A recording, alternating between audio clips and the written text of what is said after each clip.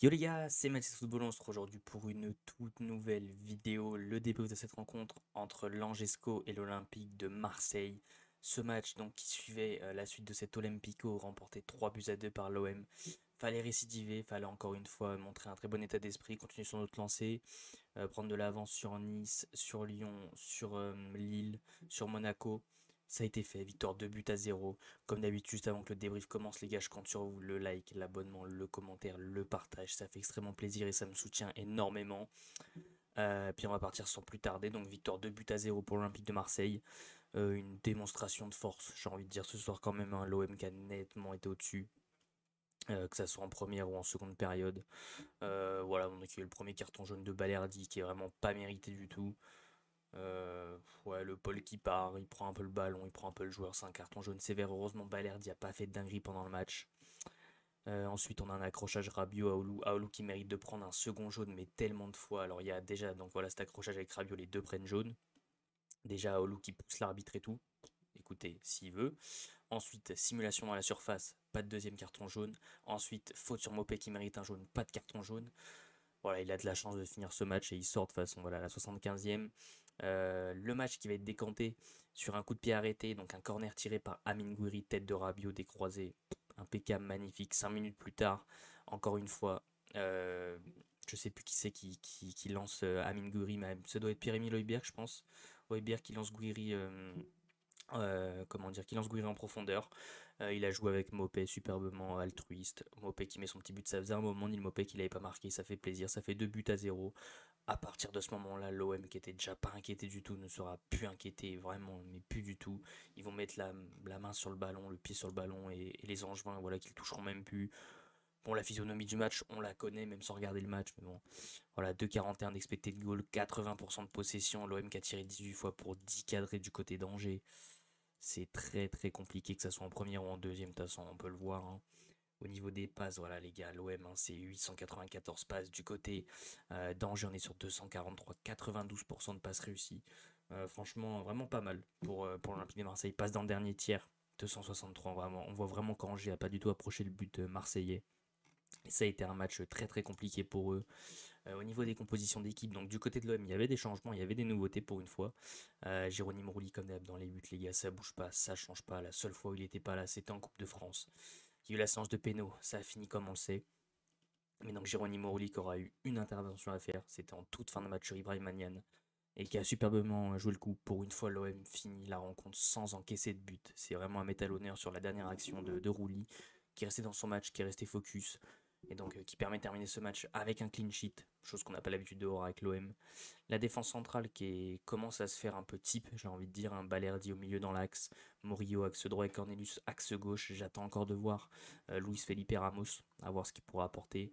Mais sinon, voilà, Balerdi, quand même, comme d'habitude, dans le capitaine de cet Olympique de Marseille, qui est très très bon. On a repéré vraiment une montée en puissance comparé au début de saison. Voilà, donc il faut quand même se canaliser par moments parce qu'on sait que là, quand il a pris un jaune très très tôt, on peut avoir un peu peur, on sait qu'il peut faire des fautes bêtes et lui valoir un second jaune, heureusement, ça a été. Murillo très très bon qui, dans une défense à 3 est capable vraiment de monter encore plus haut que Luis Enrique est capable de monter au niveau de Greenwood et Rabiot, faire un nombre d'appels incalculable défensivement, c'est très fort. Donc rien à dire d'un Murillo. Cornelius, c'est un peu cheap quand même. Voilà, dans un gros gros match, j'attendrai peut-être de voir ce qu'il peut proposer. Mais pour moi, l'axe gauche, ça va être l'endroit à changer dans le futur, bien évidemment. Mais bon, on a ce qu'il faut. On a Kondogbia qui peut être mis à sa place. On a Ramos. Enfin, voilà. J'ai envie de dire, on a ce qu'il faut. Mais Cornelius, je suis pas encore grandement convaincu. Il me donne pas pleinement satisfaction, même si son match est quand même correct ce soir. Nos deux pistons, Quentin Merlin, Luis Enrique. Luis Enrique, comme d'habitude, hein, c'est très très bon. Ça percute, ça fait mal. C'est pas décisif ce soir, mais voilà, ça s'est montré très très fort. Quentin Merlin, j'ai un peu de mal quand même. Quentin Merlin, il me donne pas pleine satisfaction parce que il y a un loupé déjà en première période où c'est vraiment le but est vide. Et même, je sais pas, au niveau de ses centres, défensivement, c'est pas flamboyant. Je suis un peu sur ma réserve avec Quentin Merlin. J'attends d'en voir encore un peu, voire même beaucoup plus quand même à ce niveau-là. Donc le milieu de terrain, Pierre-Emile Højbjerg, c'est du classique comme d'habitude. Ça a été très très bon, attaque, défense, au milieu, il a tout géré, le tempo. C'est du Højbjerg.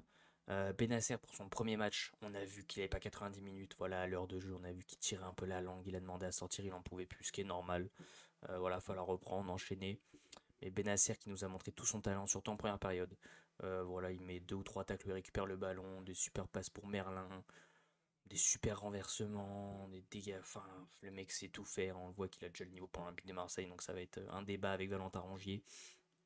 Devant Rabiot, les gars, mais qui se montre encore une fois, mais tellement fort, les gars. Adrien Rabiot, c'est, je sais plus quoi dire en fait sur ce mec. Il est trop fort. Voilà, l'OM qui a vraiment fait un coup parfait en allant le chercher. Il est buteur sur corner. Il est décisif très très souvent. Première fois de sa carrière qu'il enchaîne deux matchs avec des buts. Que dire de sa prestation encore aujourd'hui à part qu'il est trop fort. Mason Greenwood, pas ouf du tout ce soir. Voilà, c'est un peu une soirée où il a été en dessous.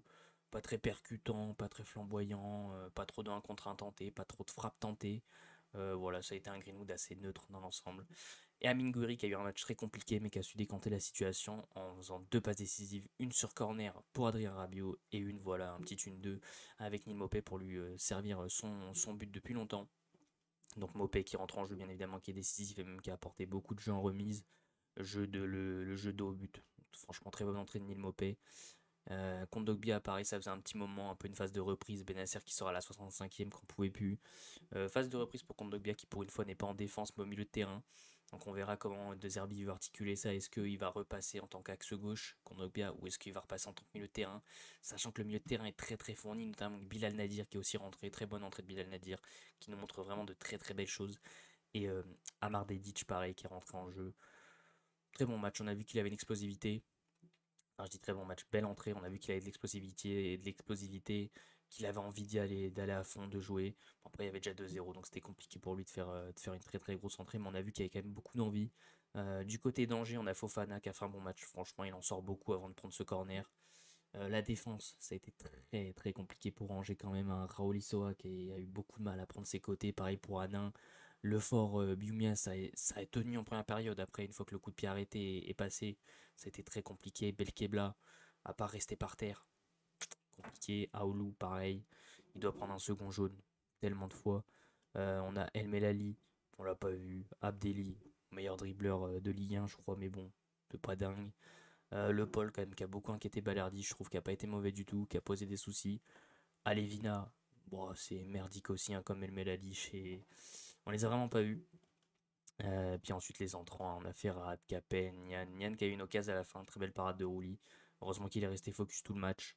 Belkedim, voilà, après tout le reste, les gars, ça n'a rien apporté du tout. C'est juste, voilà, on va mettre une petite pièce sur Capel. C'était son 301e match, je crois. Mais voilà, l'OM qui a vraiment dominé son sujet de A à Z aujourd'hui. Donc l'OM du coup qui prend ses 3 points ce soir, qui donc reste à 10 points du Paris Saint-Germain. C'est très très loin, mais bon, on va continuer d'espérer un peu en secret. Qui prend 6 points d'avance sur le GC Nice 3e, qui prend 6 points d'avance sur Monaco 4e, qui prend 8 points d'avance sur Lille et qui prend 10 points d'avance sur Lyon. Donc l'OM est un solide dauphin cette saison. En tout cas les gars, c'est tout pour moi.